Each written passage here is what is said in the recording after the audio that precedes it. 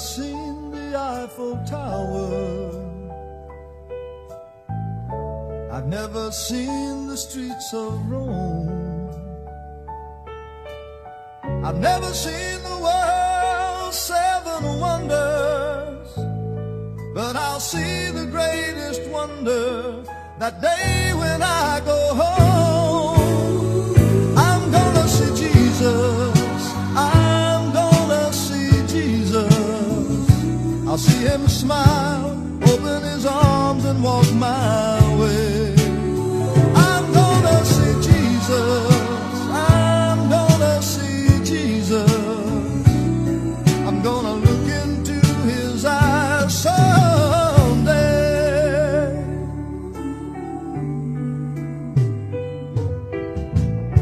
I may not see that much of riches, I may not see that much of fame, I may not see that much of worldly treasures, and if I never do, I really haven't missed a thing. 'Cause I'm gonna see Jesus. I'm gonna see Jesus. I'll see him smile, open his arms and walk my way. I'm gonna see Jesus. I'm gonna see Jesus. I'm gonna look into his eyes someday. I'm gonna see Jesus. I'm gonna see Jesus. I'll see him smile, open his arms and walk my way. I'm gonna see Jesus. I'm gonna see Jesus. I'm gonna look into his eyes someday.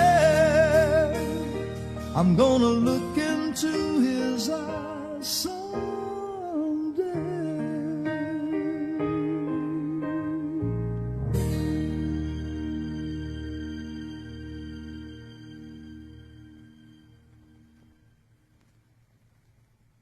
Y si crees que nunca podrías lograr algo de lo que decía ahí, como viajar por todo el mundo, tener mucha fama, mucha riqueza, y si nunca lo haces, no te vas a perder de nada realmente.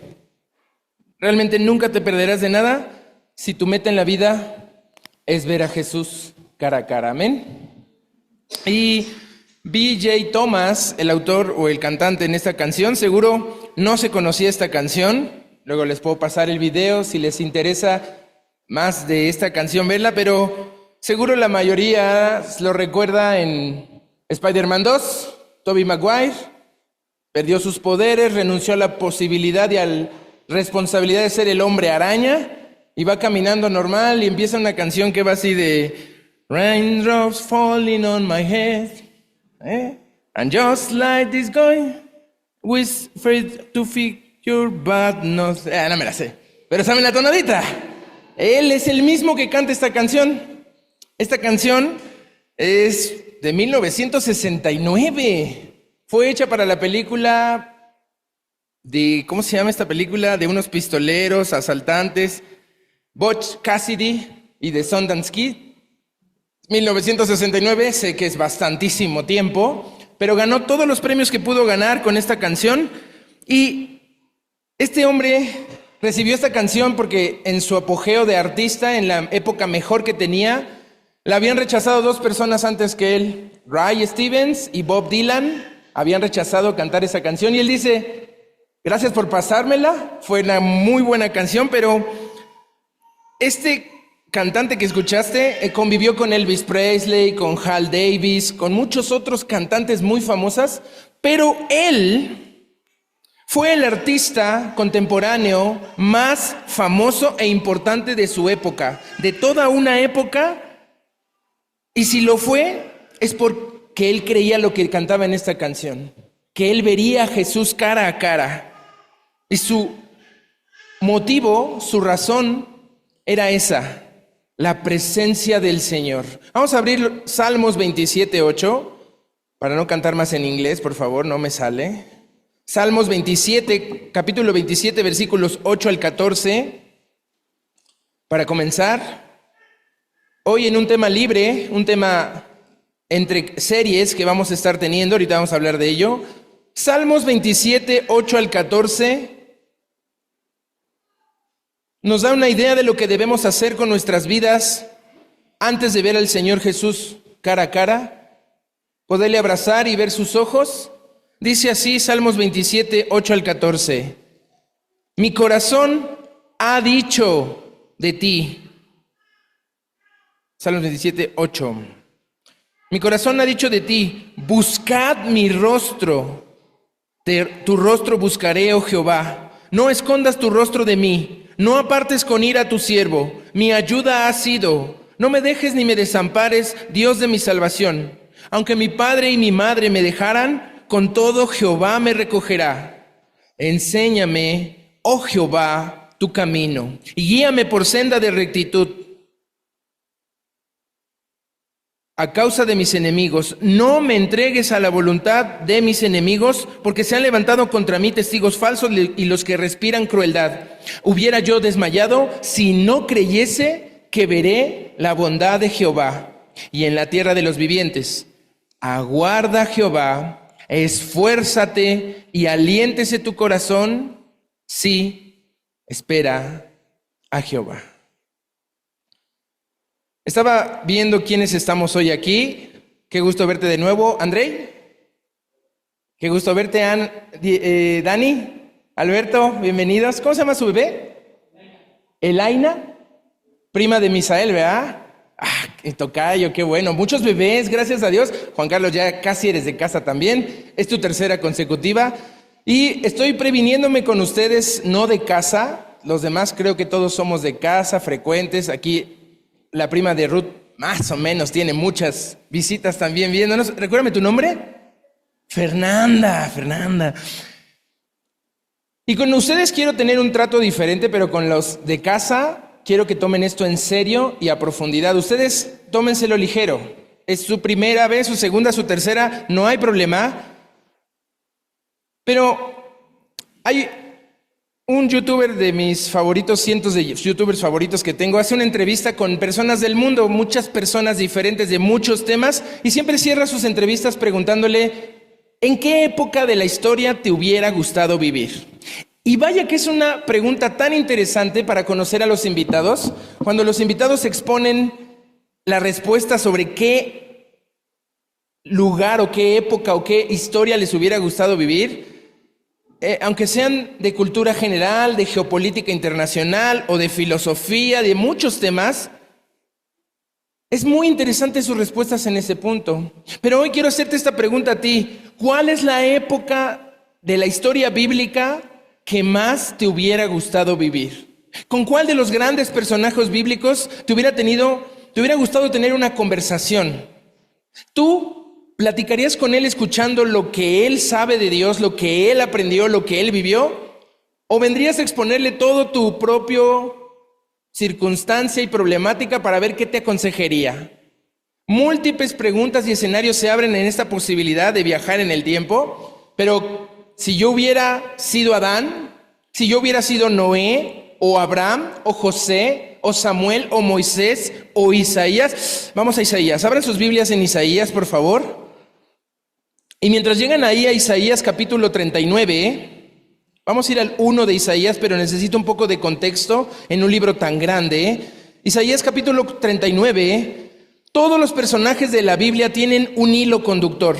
Tienen un factor en común. Hay un común denominador en cada personaje bíblico y por eso están ahí. Hay una particular y precisa esencia en cada personaje que encontramos en la Biblia y ese es el tema que vamos a ver hoy. Recordemos que Isaías en nuestras Biblias es un punto de inflexión, una transición muy importante en nuestras Biblias, pero Isaías es muy grande. Isaías es muy complicado si no lo estamos leyendo por lo menos una vez al año. Isaías puede pasarnos de noche como la primaria u otras cosas que hemos pasado y no saber qué decir de Isaías. Pero para empezar a hacer un esquema y saber cómo tratar Isaías, recuerda esto. La Biblia tiene 66 libros. Amén. Lo sabemos. Isaías tiene 66 capítulos. La Biblia se divide en dos partes, Antiguo Testamento y Nuevo Testamento. Isaías también se divide en dos partes. Los primeros 39 capítulos hablan de una cosa, denuncia. Y la segunda parte, del 40 al 66, que son 27 capítulos más, hablan de consuelo. Y nuestra Biblia también habla de eso. En el Antiguo Testamento hay una denuncia y en el Nuevo Testamento hay un consuelo. El Antiguo Testamento es la denuncia del Señor contra toda la humanidad de haber fallado una y otra y otra y otra y otra y otra vez sin parar. Es hasta el Nuevo Testamento cuando este fallo en los humanos con los pactos que Dios hacía con ellos se detiene. ¿Ya tienen Isaías? Y pónganle una marca ahí a Isaías. Mejor vamos a Malaquías. Quiero que veamos cómo termina Malaquías capítulo 4. No pierdan Isaías 39. El último libro de la Biblia, última palabra de la Biblia en el Antiguo Testamento es una denuncia, es una derrota, es una maldición.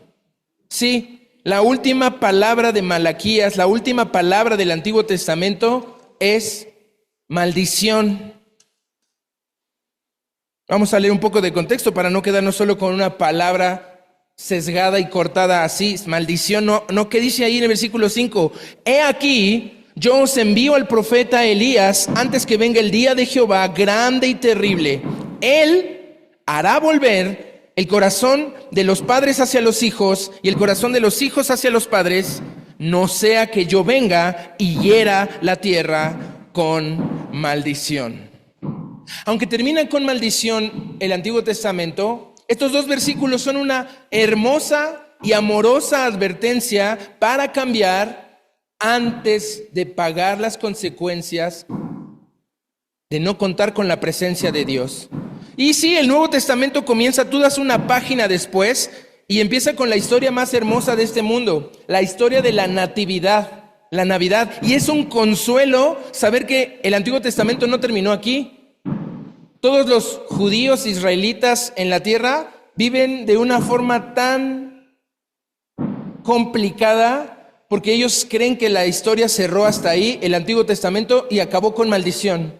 Y no tienen esperanza, no tienen fe, no tienen paz.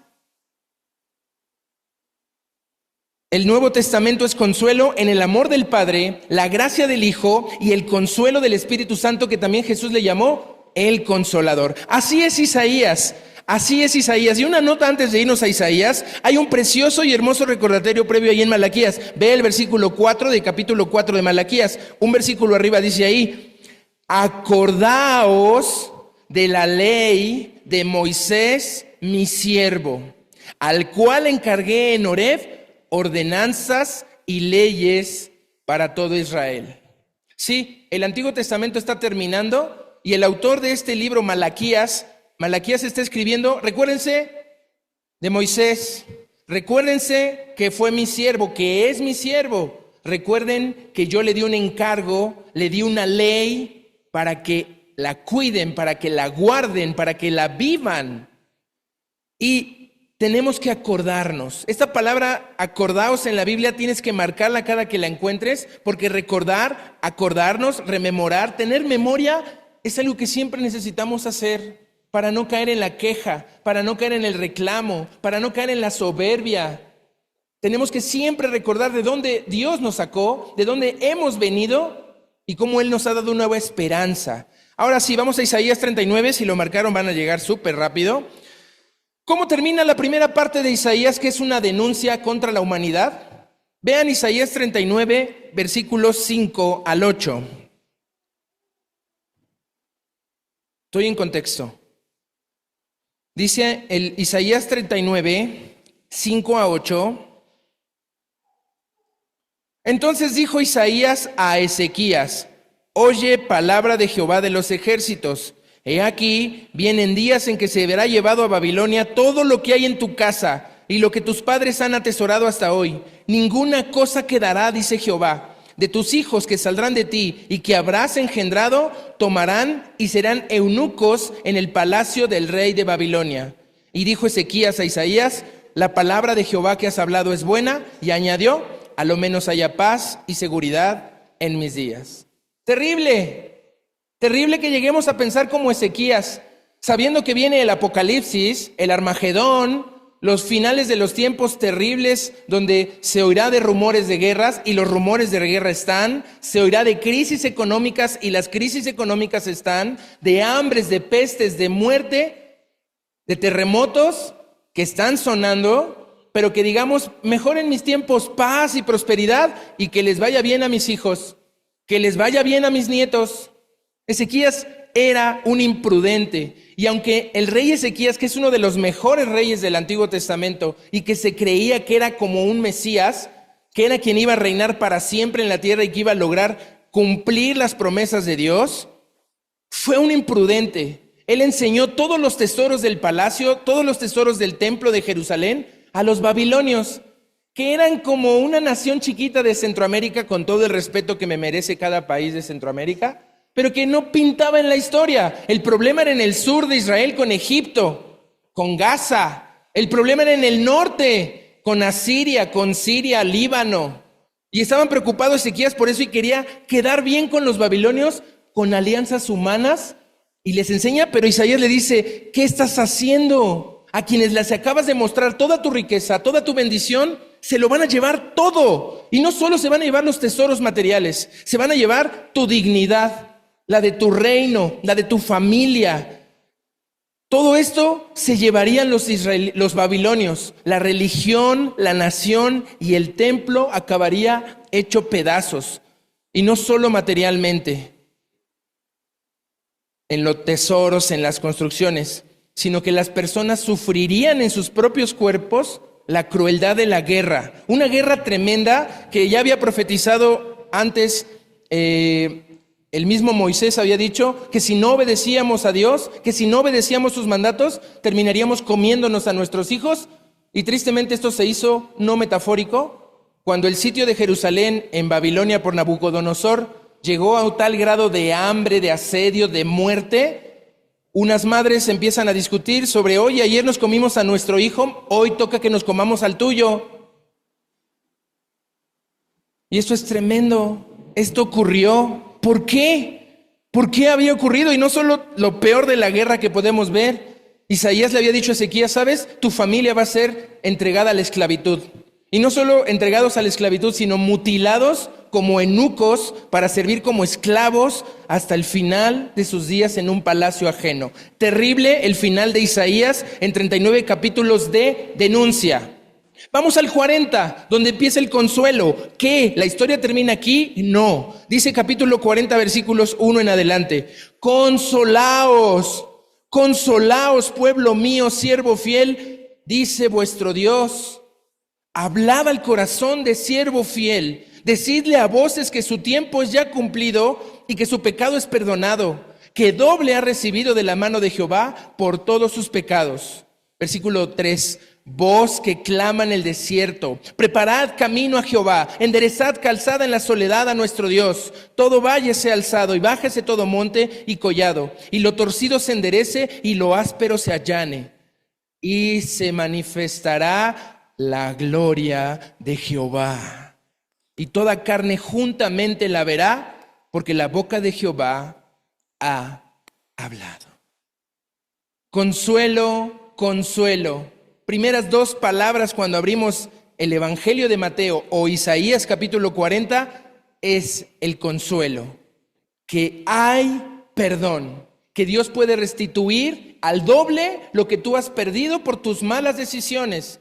Que Dios puede darte de nuevo todo aquello que se ha ido por tu indiferencia, por tu ingratitud y por nuestra ignorancia.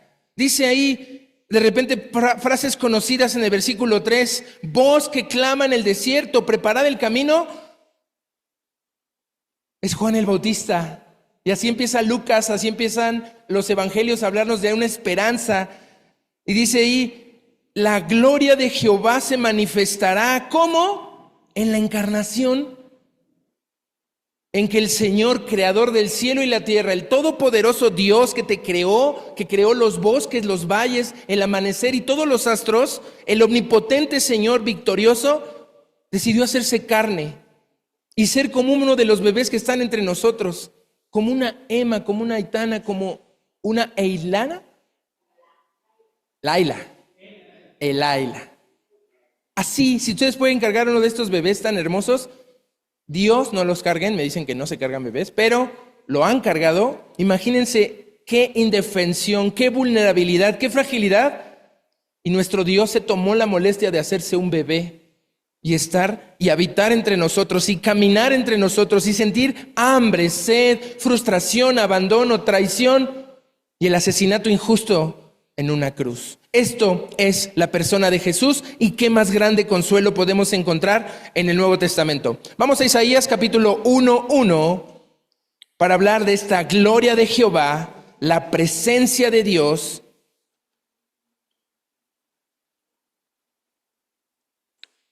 y ver un resumen de lo que estamos hablando hasta ahorita.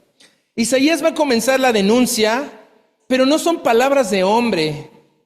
Normalmente estamos peleándonos con los hombres y con sus organizaciones y sus liturgias y sus gustos personales, cuando esto se trata de la voluntad de Dios, cuando esto se trata de lo que el Señor ha declarado en su palabra y quiere que hagamos porque Él lo dijo, no porque lo dijo un líder, no porque lo dice una organización.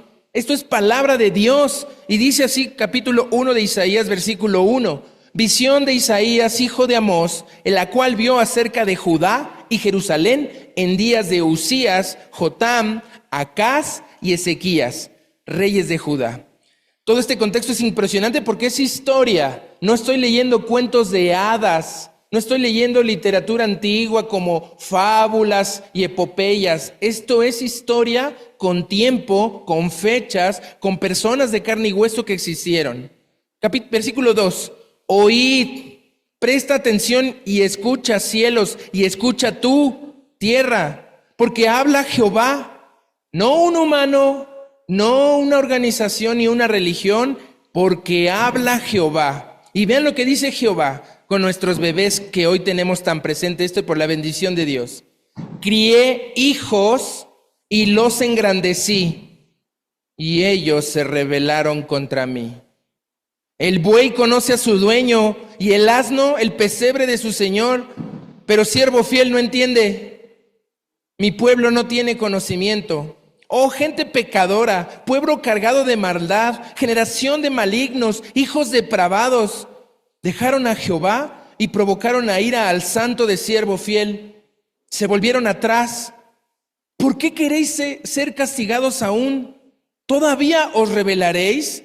Toda cabeza está enferma y todo corazón doliente. Desde la planta del pie hasta la cabeza no hay en él cosa sana, sino herida, hinchazón y podrida llaga. No están curadas ni vendadas ni suavizadas con aceite. Vuestra tierra está destruida, vuestras ciudades puestas a fuego, vuestra tierra delante de vosotros comida por extranjeros y asolada como asolamiento de extraños. Y queda la hija de siervo fiel, como enramada en viña y como cabaña en melonar, como ciudad asolada. Sí, si Jehová de los ejércitos no nos hubiese dejado un resto pequeño, como Sodoma fuéramos y semejantes a Gomorra. ¿Ven por qué les decía que Isaías es un libro complejo? Que es un libro que podríamos pasar de noche y no darnos cuenta hasta que lo leemos de esta manera, lo grave que es nuestra situación. Les compara primero con hijos que crió, que engrandeció, que les compró carro, les dio trabajo, le dio escuela, le dio educación, pero que ahora se comportan peor que animales, peor que el buey. No, porque el buey conoce a su amo, porque el burro conoce quién le da de comer, pero estos hijos rebeldes no. Y uno tiene que tener cuidado y mantenerse en pie ante esto porque ¿cómo es posible que nos volvamos atrás? Es el mismo asombro que dice el apóstol Pablo cuando leíamos Gálatas hace un par de semanas. ¿Cómo se volvieron al evangelio, del evangelio de Jesucristo a otro evangelio? ¿Cómo es posible que se hayan perdido tan pronto? Y no solo es este momento con Isaías 700 años de Cristo o Gálatas 50 años después de Cristo, es ahora que somos probablemente la última generación de cristianos en la tierra. ¿Por qué queremos más castigo? Miremos lo enfermos que están nuestras vidas. Tuvimos un curso y doble curso de sanidad emocional y parece que pasó de noche cada uno de aquí. Que no hubo sanidad emocional y seguimos peleando con nuestro corazón, seguimos dudando en nuestra mente, seguimos enfrentándonos a las personas de forma no amorosa como Cristo nos ama. ¿Dónde está la sanidad? ¿Qué cambió? Es lo que dice Isaías.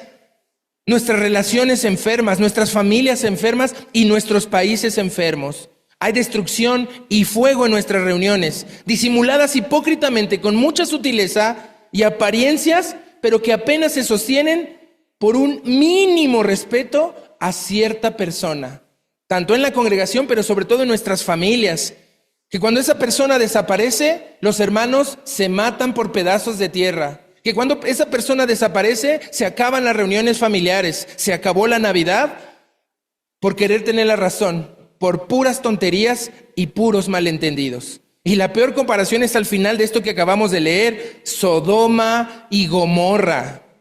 ¿Es siervo fiel semejante a Sodoma y Gomorra? Isaías le está picando la cresta a Israel y a toda la humanidad. ¿Deberíamos de sentirnos así? ¿Que nuestra cresta es picada y es provocada? Sí, ¿pero a qué? ¿A enojarnos? ¿A sentirnos? ¿A decir, no, yo no sé de qué está hablando este hombre? Yo no soy así, yo jamás he hecho algo así, yo jamás haría algo así. Cuidado. ¿A qué se nos llama con estas palabras tan duras de decir, crío hijos y lo que tengo son animales? Crío un pueblo bueno y tengo una ciudad llena de pecado, de desvergüenza y aberración. Leamos versículo 8 de Isaías.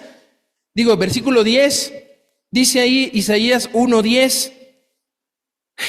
Isaías está siendo sarcástico y muy agresivo, pero está tratando con un pueblo que no oye, que no cambia, que no está prestando atención y les dice, príncipes de Sodoma, oíd la palabra de Jehová, escuchad la ley de nuestro Dios, pueblo de Gomorra. ¿Para qué me sirve, dice Jehová, la multitud de vuestros sacrificios? Hastiado estoy de holocaustos de carnero, de cebo de animales gordos. No quiero sangre de bueyes, ni de ovejas, ni de machos cabríos, ni todos los cultos que se vienen a sentar y a no hacer nada más. Versículo 12. ¿Quién demanda esto de vuestras manos cuando venís a presentarse delante de mí para hollar mis atrios, para pisotear nuestra congregación? No me traigas más vana ofrenda. El incienso y sus cultos me son abominación. Luna nueva y día de reposo y el convocar asambleas en las reuniones de mujeres, de jóvenes y sobre todo las inexistentes reuniones de varones, no lo puedo sufrir.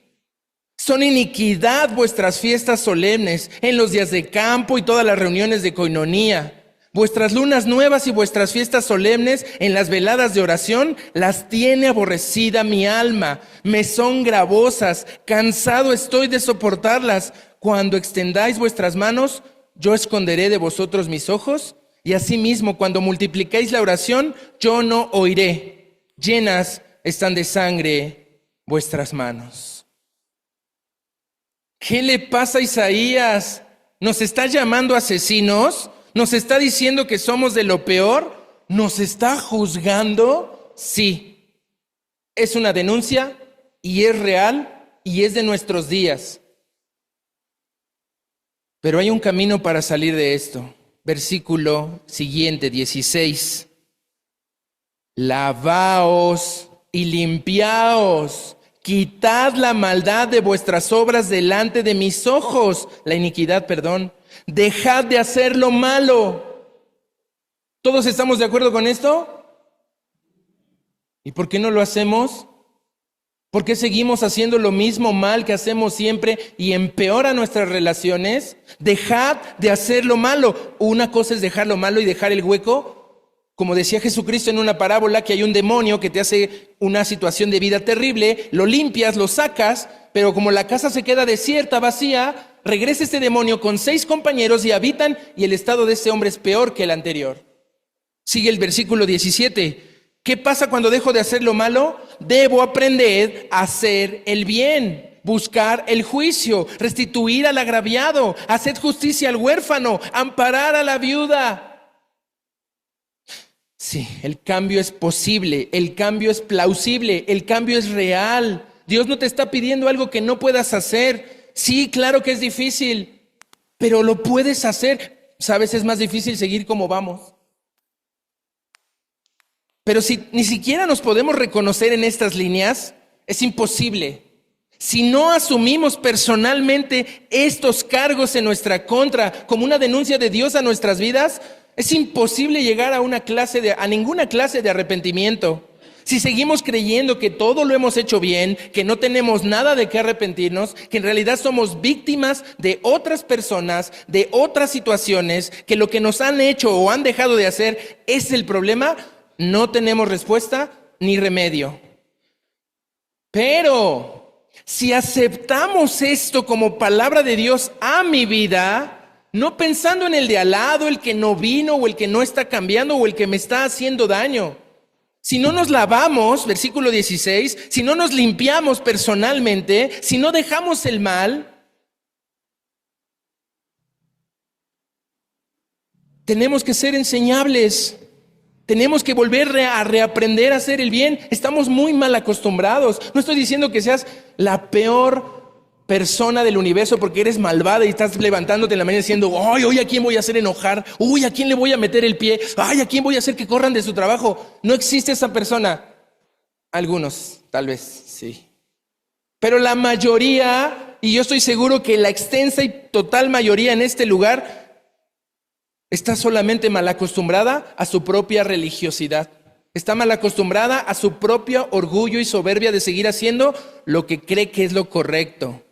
Si solo siguiéramos y creyéramos esas 10 convicciones colgadas en la pared, todo lo demás de Isaías nos haría clic.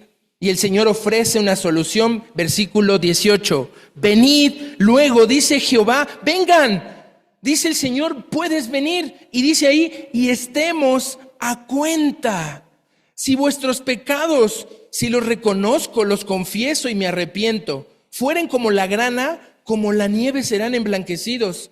Si los pecados fueren rojos como el carmesí y están dañando mi vida y envenenan mis relaciones, vendrán a ser como blanca lana. Estar a cuentas con el Señor es el objetivo, pero es condicional. No es a fuerzas, no eres un robot para programarte el chip y hacer que todo sea mágico. Eres un ser humano, somos seres humanos, autónomos, con libre albedrío y con la voluntad para decidir. Lo dice el versículo 19, no lo digo yo. Versículo 19 dice así, si quisiereis y oyereis, comeréis el bien de la tierra. 20, si no quieres y fueres rebeldes, seréis consumidos a espada. ¿Por qué? La boca de Jehová lo ha dicho. El Señor no se cree los emocionalismos temporales que sufrimos, es decir, lo que coloquialmente se llama como llamaradas de petate. El Señor no puede trabajar con eso. Él está reprendiendo muy fuerte a este pueblo porque lo ama con todo su corazón. Les llama la atención hablándoles fuerte y claro. Y la cosa sigue en el versículo 21. Dice versículo 21. ¿Cómo te has convertido en ramera, oh siervo fiel? Dice ciudad. No, traducción, siervo, sí. Llena estuvo de justicia, porque en ella habitó la equidad, pero ahora los homicidas. Tu plata se ha convertido en escorias, tu vino está mezclado con agua, tus príncipes prevaricadores y compañeros de ladrones, todos aman el soborno, van tras las recompensas, no hacen justicia al huérfano, no llega a ellos la causa de la viuda. Por tanto, dice el Señor, Jehová de los ejércitos, el fuerte de siervo fiel, Ea, tomaré satisfacción de mis enemigos, me vengaré de mis adversarios y volveré mi mano contra ti. y limpiaré hasta lo más puro tus escorias, quitaré toda tu impureza, restauraré todos tus jueces como al principio y tus consejeros como eran antes, y entonces te llamarán ciudad de justicia, siervo fiel. Sión será rescatada con juicio y los convertidos de ella con justicia, pero los rebeldes y pecadores aún serán quebrantados, y los que dejen a Jehová serán consumidos. Entonces os avergonzarán las encinas que amasteis, y os afrentarán los huertos que escogisteis, porque seréis como encina a la que se le cae la hoja, y como huerto al que le faltan las aguas. Y la fuente será como estopa, y el fuerte será como estopa, y el que hizo como centella, y ambos serán encendidos juntamente, y no habrá quien apague. Esto es real. El infierno es real y está descrito aquí con fuego que se consume eternamente. El Señor va a actuar para limpiarnos. Si no hacemos algo nosotros en libertad y con este mensaje, Él lo va a hacer. ¿Y de qué lado vamos a estar? ¿De la bendición o de la maldición? Este solo es el inicio del libro y el inicio de nuestro mensaje de hoy. Vamos al punto en Isaías capítulo 6. El centro y la clave de lo que vamos a aprender hoy, lo que queremos meditar el resto de la semana. Isaías capítulo 6 nos habla de una visión, la más asombrosa de toda la Biblia en el Antiguo Testamento. En el Nuevo Testamento hay repeticiones y ecos de esto. Pero otra vez Isaías nos da un contexto histórico. Dice el versículo 6:1: En el año que murió el rey Usías, vi yo al Señor sentado sobre un trono alto y sublime, y sus faldas llenaban el templo. Por encima de él había serafines. Cada uno tenía 6 alas. Con 2 cubrían sus rostros, con 2 cubrían sus pies, y con 2 volaban. Y el uno al otro daba voces diciendo: Santo, Santo, Santo, Jehová de los ejércitos. Toda la tierra está llena de su gloria. Y los quiciales de la puerta se estremecieron con la voz del que le clamaba, y la casa se llenó de humo. Y entonces digamos, ay de nosotros que somos muertos, porque siendo hombres inmundos de labios y habitando en medio de pueblo que tienes labios inmundos. Tienes que decir esta primer parte y creer lo que acabo de denunciar. Si tú no crees la primer parte de ser esa clase de persona, de ser esa clase de inmundo, como Isaías, que era un gran profeta, que tenía un gran testimonio, que tenía un gran prestigio y antecedentes, no puedes declarar lo que sigue porque es el título del mensaje de hoy.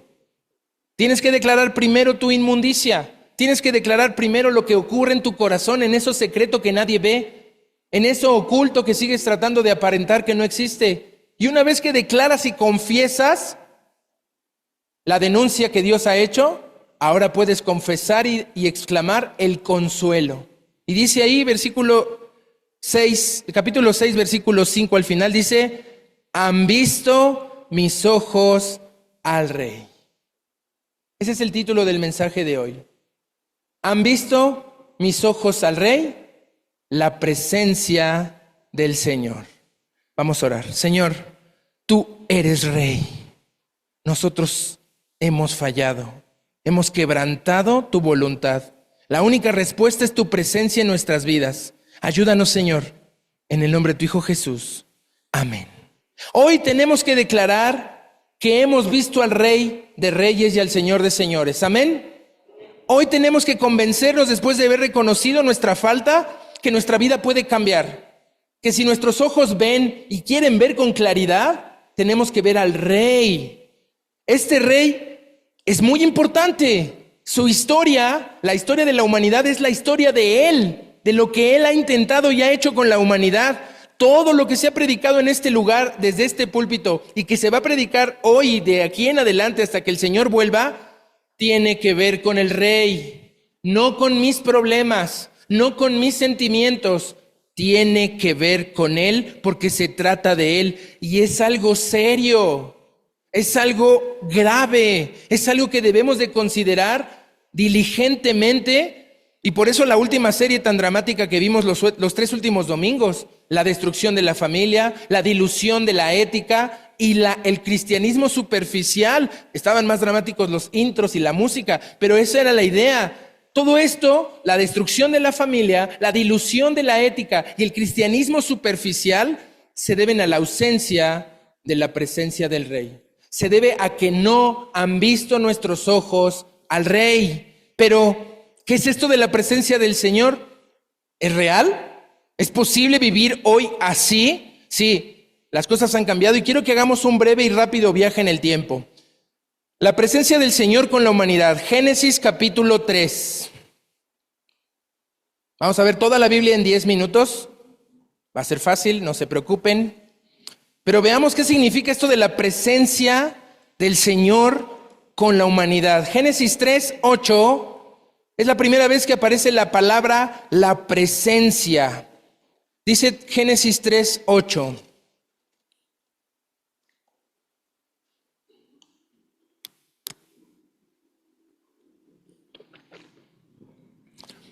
Y oyeron la voz de Jehová Dios, que se paseaba en el huerto al aire del día, y el hombre y su mujer se escondieron de la presencia de Jehová Dios entre los árboles del huerto. ¿Pueden imaginarse así al Señor?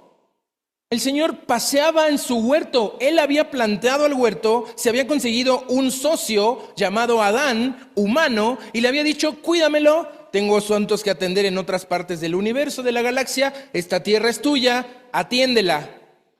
Y los humanos, en lugar de estar trabajando, andaban platicando con serpientes y andaban haciendo las otras cosas que el Señor dijo, no hagan. El Señor aparece en escena, está en este monte, templo, jardín, que se llama Edén, donde se conectan la dimensión de la vida eterna que llaman mucho cielo y la dimensión terrestre material que vemos, y se conecta, y esto es el Edén, lo que se conecta. Y ahí está paseando Dios y dice, ¿dónde están mis socios? Y dice aquí que están escondidos, que están huyendo ya del Señor. ¿Y qué pasa? Vamos a avanzar rápido. Capítulo 4, 14. Lo que más teme el ser humano, o lo que más debería de temer el ser humano común y corriente como tú y yo, como un Adán, como un Caín, como una Eva o como un Abel, es esto que perdía Caín. Dice Caín en Génesis 4, 14, he aquí me echas hoy de la tierra y de tu presencia me esconderé y seré errante y extranjero en la tierra, y sucederá que cualquiera que me hallare me matará. Caín le está diciendo a Dios franca y abiertamente. Hay una manera de ver las cosas de que se piensa que Dios no habla con gente malvada, pero aquí está hablando con Caín cara a cara. Y Caín le dice, oye, ¿dónde está tu hermano? No, yo qué sé, no soy su ángel guardián. No, su sangre clama a mí. Y en lugar de reconocer, se justifica. Y en lugar de confesar, se pone rebelde contra Dios. Y Dios le dice, fuera. Lo expulsa y dice, ¿por qué me expulsas? ¿Por qué me sacas de tu presencia? Me voy a andar escondiendo de tu presencia. Y Caín se pone de misión, esconderse de la presencia de Dios, alejarse lo más posible de la presencia del Señor. Y avanza la historia. Ya no puede más Dios con el mundo. Y el mundo es ahogado en un diluvio.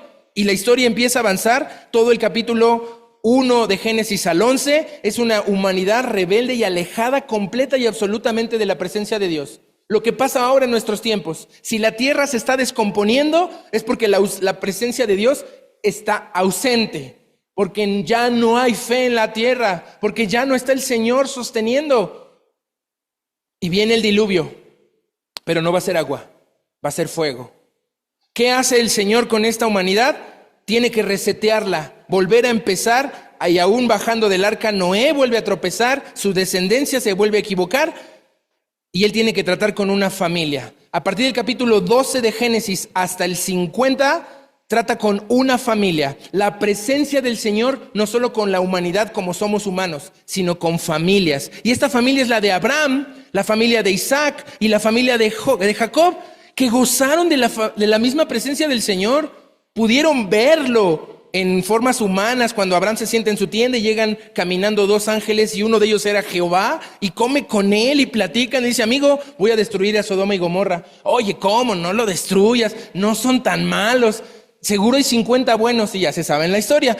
Y así con Isaac, y así con Jacob. Jacob pelea con el mismo Jehová. se agarran del chongo para recibir bendición, él no lo quiere soltar, el ángel, Dios le rompe la cadera, le tuerce la pierna para que lo deje en paz, y ya Jacob se queda así, porque Jacob era un soberbio, era un humano que decía yo puedo con todas, y había engañado, había usurpado, y todas esas historias están ahí. Vamos a Génesis 39.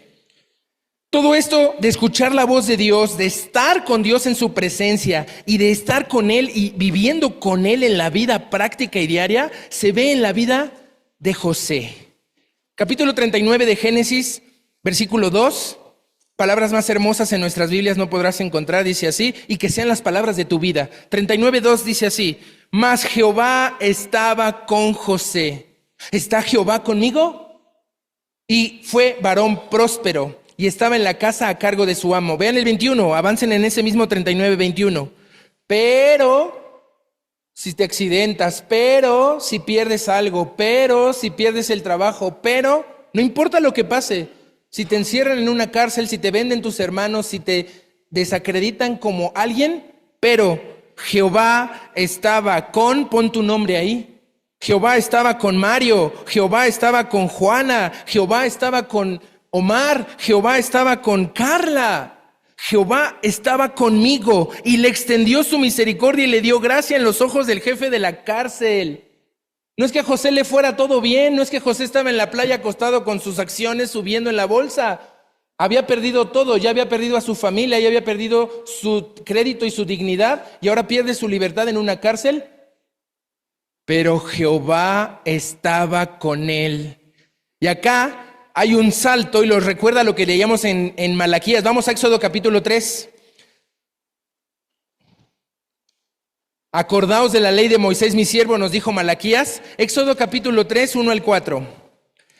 La presencia de Dios parecía que se había perdido. El pueblo que había entrado, la familia de Abraham, que eran 3 personas, Abraham, Sara e Isaac, de repente ahora son 65 personas que entran a Egipto. Y ahí entrando a Egipto, los esclavizan, los arruinan, les quitan sus propiedades y ahora les quitan los bebés para arrojarlos al río y que sean devorados por cocodrilos o que se ahoguen.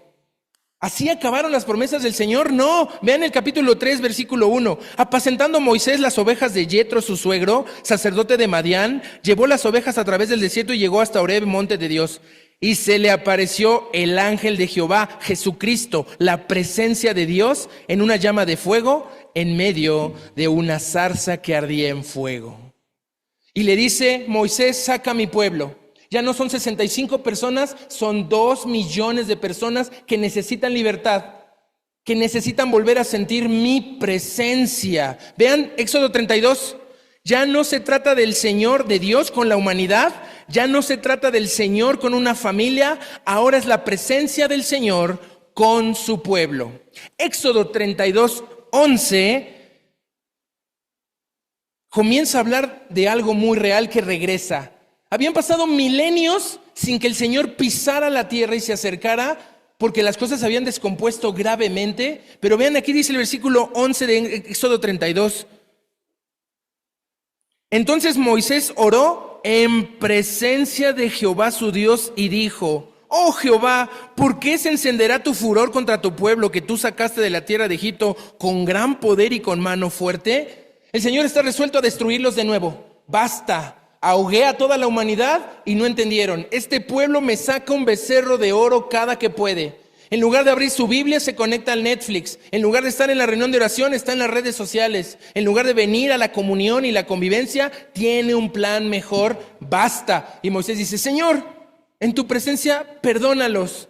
Dales una oportunidad más.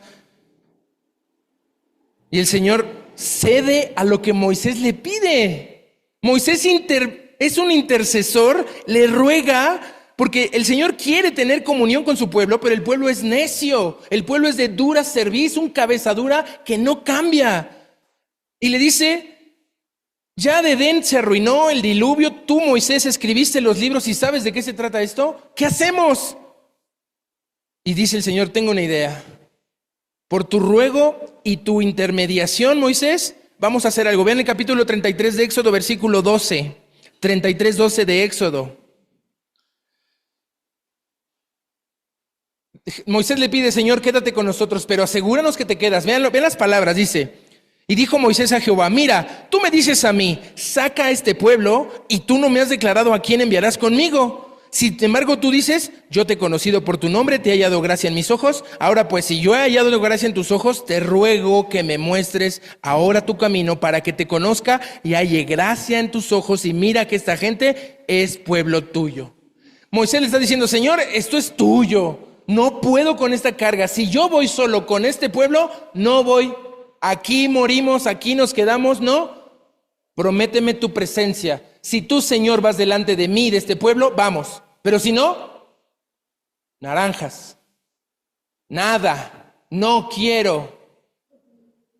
Y dice el Señor, vamos, sí quiero. Vean Éxodo 40, 35. Dios aquí le empieza a explicar a Moisés cómo se van a acercar a mí. Son muy pecadores, están muy mal. Los voy a recibir, pero tienen que seguir mis instrucciones precisas, porque han estado jugando con fuego. Y jugar con fuego es quemarse. Vean lo que dice Éxodo 40, 35. Dice, y no podía entrar Moisés en el tabernáculo de reunión, porque la nube estaba sobre él y la gloria de Jehová lo llenaba. ¿Qué ocurre? Dios dice, vamos a estar juntos. Moisés dice, listo, vamos a entrar al lugar santo, vamos a empezar. Y no puede entrar. Esta escena, solo una serie como las que están pasando en Netflix, en Prime, y esas que te hacen ver las cosas reales. Casa de David, Chosen, hay unas otras por ahí. Que hicieran esta escena, el tabernáculo construido, hecho, y que Moisés intenta entrar y la presencia de Jehová se lo impide. Y no puede entrar, y Éxodo termina así. Terrible que termine así, pero vean lo que dice Levítico. Pasen una hoja y vean Levítico 1. Levítico 1 dice así, llamó Jehová a Moisés y habló con él desde el tabernáculo de reunión diciendo. Le dice, Moisés, no entres, no pueden, son un pueblo pecador, son un pueblo impíos, no. Hay que arreglar las cosas. Y todo el libro de Levítico nos va a dar instrucciones de cómo vestir, de cómo vivir, de cómo escuchar música, de cómo conectarse a las redes sociales. Todo tiene que ver con principios bíblicos que están en Levítico. En Levítico se lee, no comas murciélago. Eso significa que no debes usar redes sociales después de la 1 de la mañana. Luego dice, no comas hipopótamo. Eso significa que no debes estar con esa persona. Vas a engañar a tu esposa. Ay, pero ¿cómo yo a saber? Porque no lees tu Biblia. Y vean lo que dice Levítico, entendamos esto. Vean el Levítico 1.5. Levítico 1.5 dice, entonces degollará el becerro en la presencia de Jehová. Ay, pobre becerrito. Es que somos pet friendly, no degollamos animales aquí. No, este es el costo del pecado. Ese becerro está pagando la culpa que deberías de pagar tú. Y es serio, no puedes entrar con emocionalismo, con sentimentalismo de sentir feo, porque la cosa es seria y es peligrosa. El Señor es un ser santo. Vamos a hacer una asimilación, una metáfora. Es como el sol.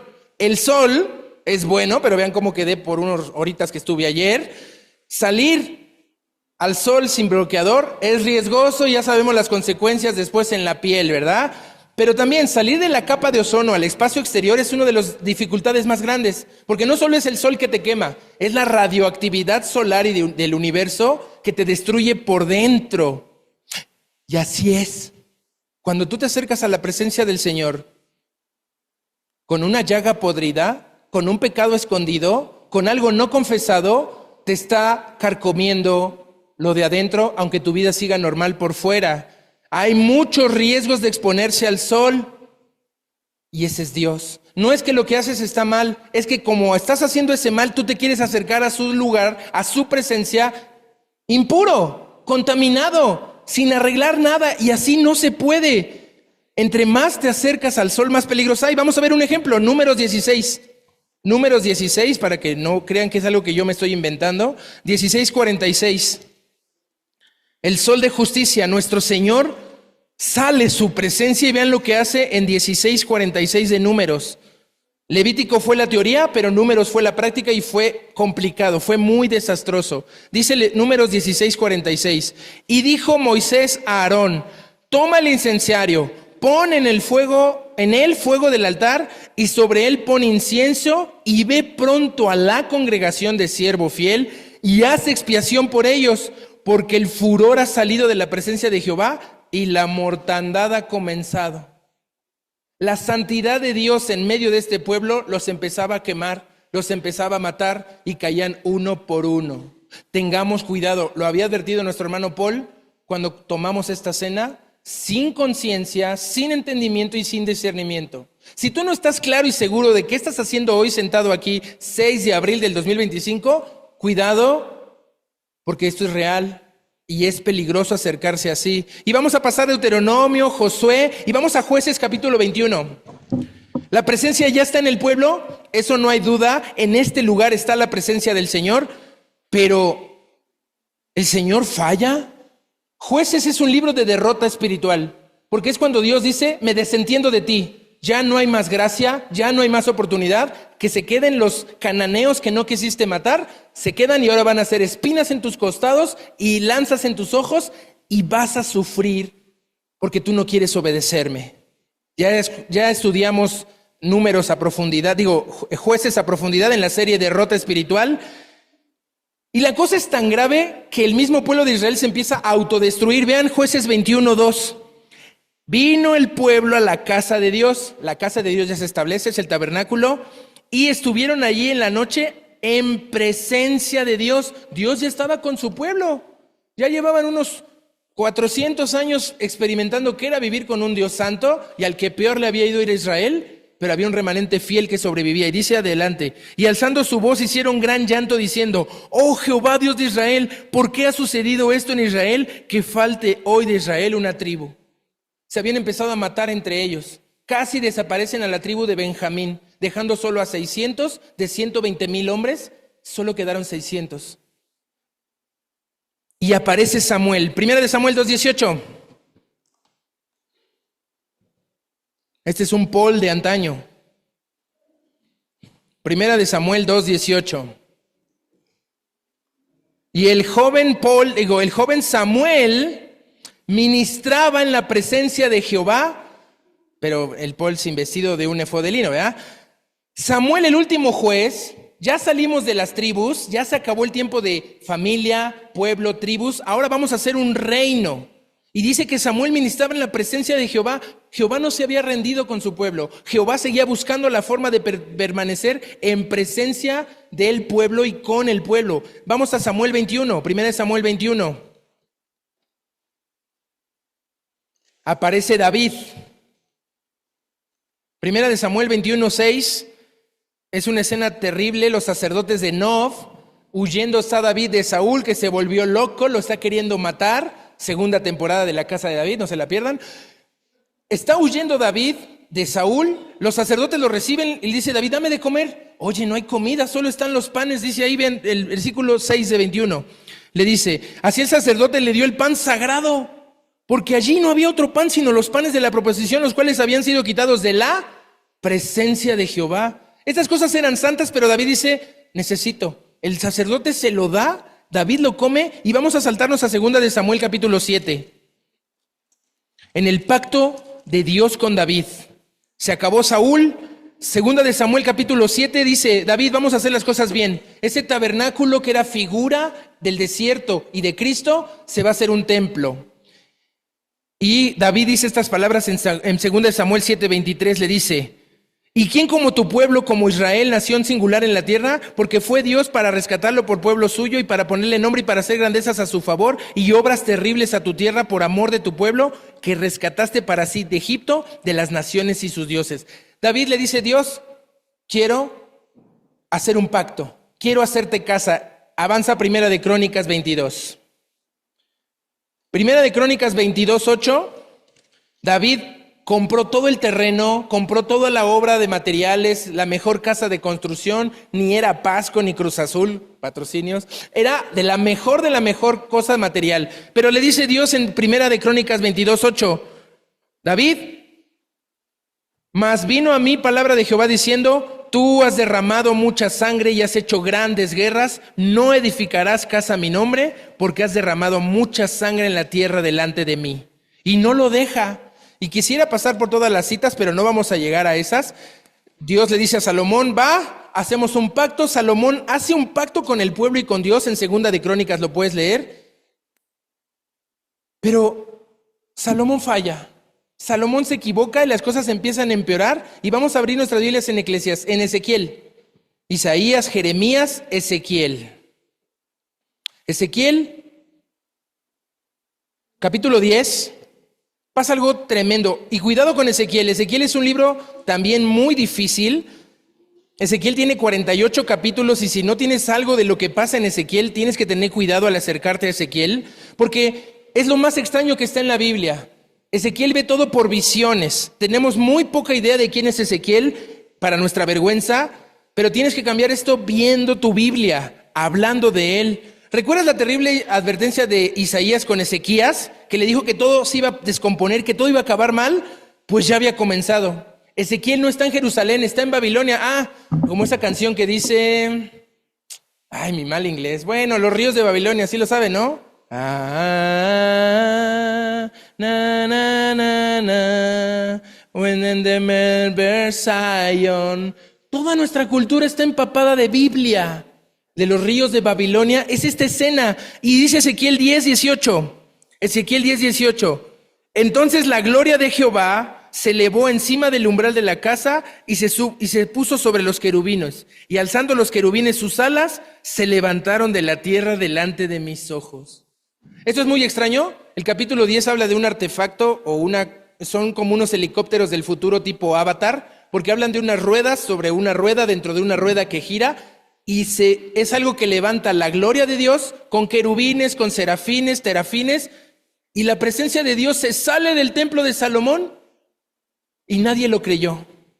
Nadie había visto esto. Ezequiel lo estaba diciendo en visión. Ya se fue Dios de la presencia del pueblo. Ya no está en Jerusalén. Ya no está en ese templo. Huyan, salgan de Jerusalén. Va a ser destruida. ¿Y saben qué?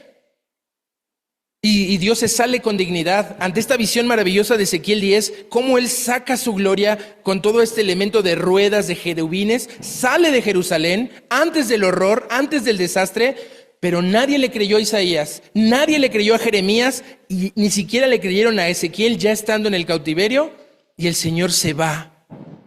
Y así acaba el Antiguo Testamento, sin la presencia del Señor. Nunca más volvió. Y vamos a Lucas, capítulo 1, versículo 76. Aquí en Lucas regresa la presencia de nuestro Dios. Dice Lucas 1:76. Hablando de Juan el Bautista, el que nos había profetizado Isaías en el capítulo 40. Lucas 1:76 le dice a Juan el Bautista, y tú niño, su propio padre Zacarías, le está diciendo a su hijo, tú niño, profeta del Altísimo serás llamado, porque irás delante de ¿qué? De la presencia del Señor para preparar sus caminos. Regresa un poquito ahí en Lucas 1:30 y vamos a ver a María recibiendo el mensaje más glorioso que podemos considerar. Dice Lucas 1:30. Entonces el ángel le dijo, María, no temas, porque has hallado gracia delante de Dios, y ahora concebirás en tu vientre y darás a luz un hijo, y llamarás su nombre Jesús. Este será grande, será llamado Hijo del Altísimo, y el Señor Dios le dará el trono de David su padre, y reinará sobre la casa de Jacob para siempre, y su reino no tendrá fin. La respuesta de todo el Antiguo Testamento estaba en un pesebre de Belén, en unas manos de una campesina judía tan joven, y ahí empezaba el milagro de la salvación de la humanidad. Vamos a Hechos capítulo 2. Este verbo habitó entre nosotros, comió, jugó, platicó con sus discípulos, les encargó muchas cosas, les enseñó a vivir de una forma muy diferente, pero se fue. Jesús fue ascendido y se fue. Los discípulos en la serie de Chosen, no les voy a spoilear porque está en la Biblia y no les puedo spoilear nada, ellos nunca entienden a Jesús en 4 temporadas que Él se tiene que ir. Y se preguntan, ¿cómo que se va? No se puede ir, se tiene que quedar y tiene que derrotar a Roma. No se puede morir, es el Salvador. Nunca lo entienden, pero Jesús se va. Deja al Consolador y vean Hechos capítulo 2 y aquí empieza tu historia. Aquí empieza tu historia, Andrei, tu historia, Juan Carlos, tu historia, Alberto. Aquí empieza tu historia personal porque la Biblia se sigue escribiendo hoy. en nuestras vidas. Hechos capítulo 2, versículo 1. Cuando llegó el día de Pentecostés, estaban todos unánimes juntos, y de repente vino del cielo un estruendo como de un viento recio que soplaba, el cual llenó toda la casa donde estaban sentados, y se le aparecieron lenguas repartidas como de fuego, asentándose sobre cada uno de ellos. La venida del Espíritu Santo. ¿Qué quiere decir esto? Que la presencia del Señor ya no estaba en el Edén, ya no estaba en el tabernáculo, ya no estaba en el templo, ya no estaba en Jesús, ahora está en mí y está en ti. La presencia del Señor está a tu alcance hoy. Vean, adelantito, es un espectáculo lo que pasa en Jerusalén. Ojalá Chosen llegue hasta Hechos de los Apóstoles en la temporada 14, no va a haber presupuesto para tanto, pero ojalá viéramos esa escena en la que están reunidos, viene un viento, terremoto, y toda la ciudad dice, ¿qué pasó? ¿Qué pasó? Se acercan a los discípulos y dicen, oigan, ¿qué pasa? Y es el primer discurso de Pedro. Y vean lo que dicen Hechos 2:22.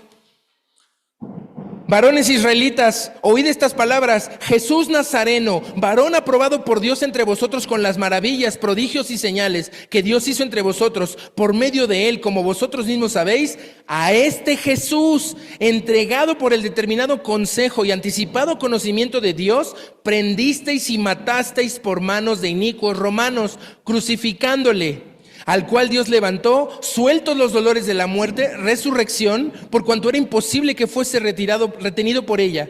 Porque David dice de él: veía al Señor siempre delante de mí, porque está a mi diestra, no seré conmovido. Por lo cual mi corazón se alegró y se gozó mi lengua, y aún mi carne descansará en esperanza, porque no dejarás mi alma en el Hades, ni permitirás que tu santo vea corrupción. Me hiciste conocer los caminos de la vida, me llenarás de gozo con tu presencia. ¿Alguien quiere ser lleno de gozo con la presencia de Dios?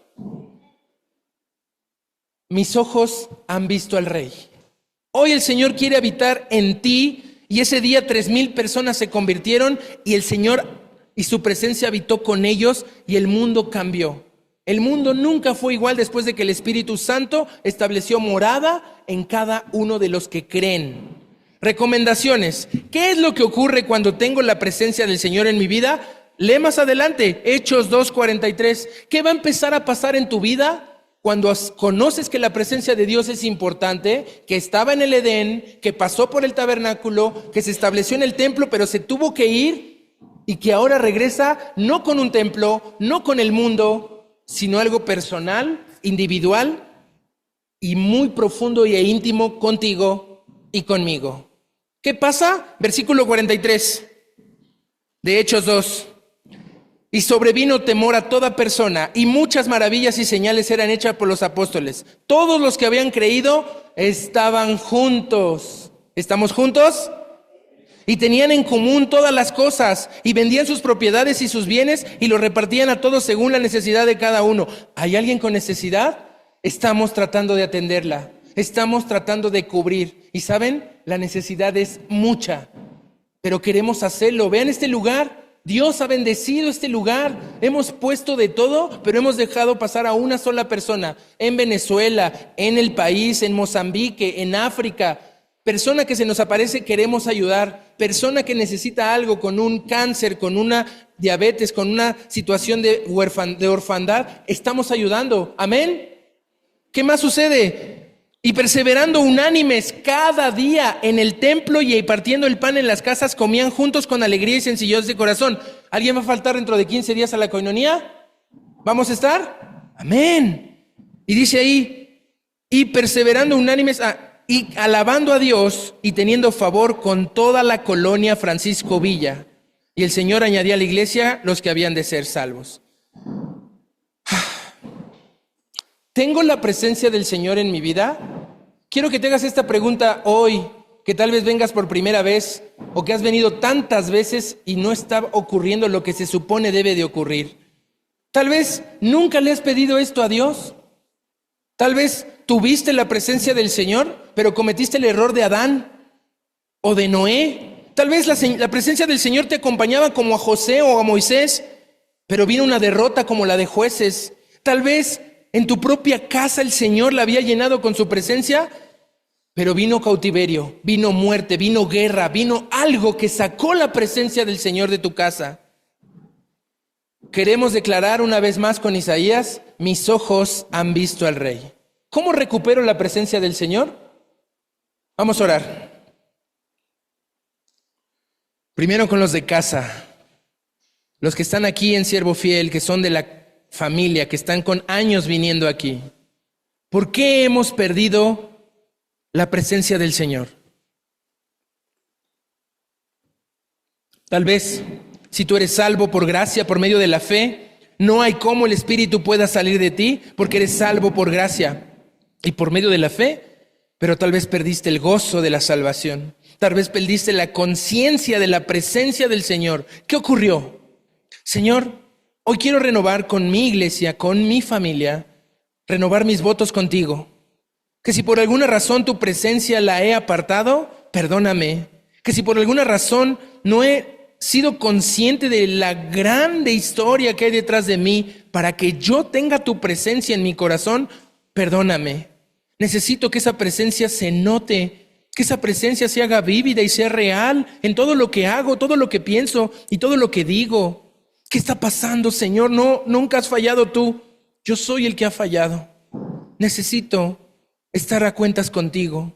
No importa lo rojo y terribles que sean mis pecados, tú me perdonas.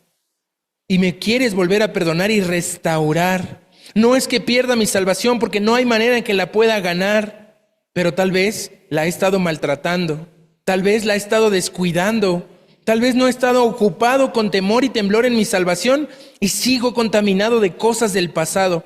Quita todo eso de mí, renuévame para que tu presencia sea manifiesta en mi vida, en mi familia y en mi congregación. Ayúdame, Señor. Ahora, si hay una persona que no ha tenido ese encuentro con Él, quiero que escuches con atención y hagas esta oración. Señor, yo no te conocía como la Biblia habla de ti. Yo no sabía que habías intentado todo por tener comunión conmigo cuando te paseabas en el Edén. Yo no tenía idea que habías construido un tabernáculo en el desierto y que nos enseñabas a regresar a ti. No sabía que un templo en Jerusalén se edificó y que David intentó adorarte, pero también falló. Y no sabía que habías abandonado ese templo por causa de humanos rebeldes que te habían negado. Señor, hoy no quiero ser ese ser humano que te rechaza. No quiero ser una persona que escucha un mensaje y hace como que no ocurrió nada, sino que quiero tomar una decisión. Yo hoy reconozco, Señor, que necesito tu presencia en mi vida, por lo que reconozco que he pecado. Que pecar es fallar, que no he cumplido tu voluntad porque ni siquiera la conocía y te pido que me perdones. Quiero conocerte, quiero conocer qué significa vivir en tu presencia y tu presencia conmigo, y sé que solo es a través de lo que vino a ser tu Hijo Jesús. Esas navidades que celebro, vacaciones y fiestas, significan que tú viniste a esta tierra a nacer en un pesebre, que tú siendo el Dios del universo, el creador de todo lo que existe y el Señor de gloria, te hiciste un bebé, creciste con necesidades, con pobreza y fuiste a la cruz por mí. Reconozco, Señor, que todo eso lo hiciste por amor, para salvarme de mis pecados. Por eso hoy creo que tú moriste en la cruz por mí, te recibo en mi corazón y ayúdame a vivir cerca de ti, con tu presencia en todo lo que soy, en todo lo que hago y todo lo que quiero ser. En el nombre de Jesús, amén. No levantes tu cara, no abres tus ojos, quédate inclinado un segundo y si tú hiciste un compromiso hoy con Dios de tener su presencia en tu vida, solo quiero que levantes tu mano y la bajes para dar gracias por ti. Gracias a Dios, baja tu mano, gracias a Dios. También si tú hiciste una renovación de votos y no habías visto lo que significa la presencia de Dios, levanta tu mano y bájala para dar gracias a Dios por ello. Gracias a Dios, baja tu mano, muchas gracias. Vamos a cerrar. Señor, gracias porque hemos invocado tu presencia. Todo lo que pedimos hoy es una obra de fe, es algo que se cree y que tú haces el resto a partir de hoy en adelante. Te pido por las personas que escucharon este mensaje y que aunque no hayan levantado su mano, Señor, están listas para tomar una decisión por ti. Pero sobre todo, Señor, agradezco por las personas que levantaron su mano y que quieren vivir en tu presencia, con tu presencia, a una vida transformada y diferente como la que tú prometes en tu palabra. Te agradecemos todo esto, Señor, en tu precioso nombre de tu Hijo Jesucristo. Amén.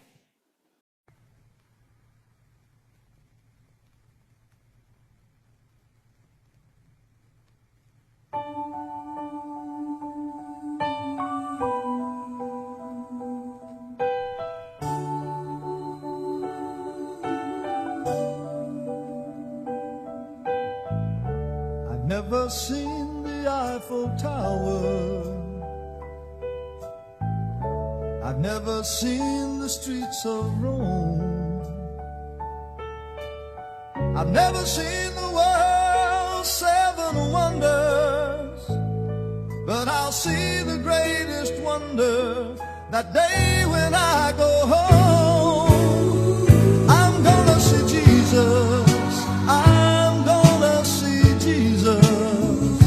I'll see him smile, open his arms and walk my way. I'm gonna see Jesus. I'm gonna see Jesus. I'm gonna look into his eyes someday.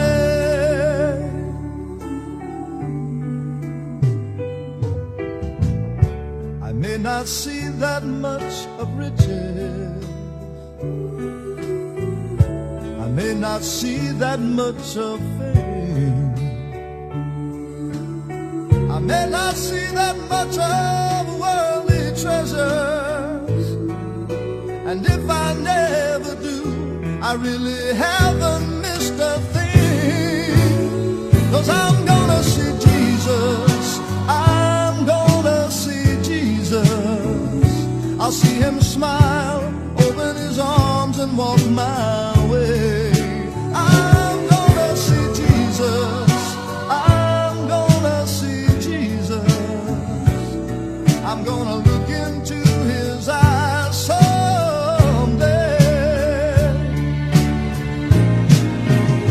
I'm gonna see Jesus, I'm gonna see Jesus. I'll see him smile, open his arms and walk my way. I'm gonna see Jesus, I'm gonna see Jesus. I'm gonna look into his eyes someday. I'm gonna look